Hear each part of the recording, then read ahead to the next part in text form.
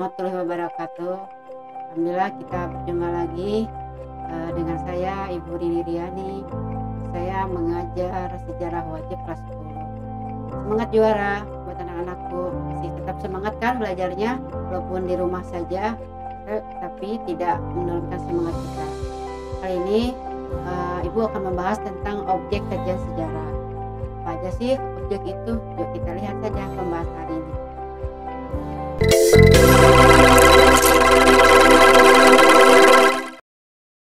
Objek kajian sejarah. Kali ini objek kajian sejarah apa aja? Kita bahas ya sampai tuntas. Sejarah biasanya dimasukkan dalam ilmu kemanusiaan karena menjadi objeknya adalah manusia itu sendiri. Meskipun sama-sama membicarakan tentang manusia, kajian sejarah berbeda dengan ilmu antropologi ataupun sosiologi. Ketika sosiologi itu mencarikan lapisan masyarakat dan antropologi itu membicarakan kebudayaan, yaitu tentang kebudayaan masyarakat itu sendiri, maka sejarah membicarakan tentang masyarakat dari segi waktu. Melebihi segalanya, yang menjadi objek kajian sejarah adalah waktu. Jadi dengan kata lain, sejarah adalah ilmu tentang waktu dengan kemudian objek kajian yang dimiliki sejarah itu sendiri, lain dengan ilmu-ilmu lainnya. Ketika fisika itu membicarakan tentang fisik, maka sejarah membicarakan waktu manusia itu sendiri. Nah, objek kajian sejarah secara garis besar, objek kajian sejarah meliputi semua aspek dan bentuk kegiatan manusia itu sendiri di masa lampaunya, baik secara individu maupun secara sosial. Berbentuknya fisik maupun non fisik. Jadi fokus perhatian kita sejarah ini adalah kebudayaan manusia di masa lampau. Sementara itu masa kini dan masa yang akan datang adalah ujian. Tapi dalam sejarah itu sangat erat dengan kaitannya. Ini apa aja kegunaan sejarah? Banyak sekali kegunaan sejarahnya. Kita tidak tetap di sejarah. Jadi anak-anak harus mencintai pelajaran sejarah karena kita tidak tetap di sejarah itu sendiri.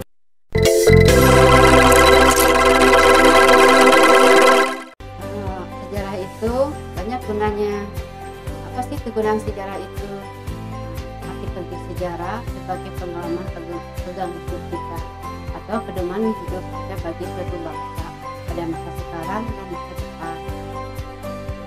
Ini ada nilai-nilai sejarah, itu semangat gotong royong, musyawarah, semangat tolong menolong, dan adanya rasa cinta tanah air.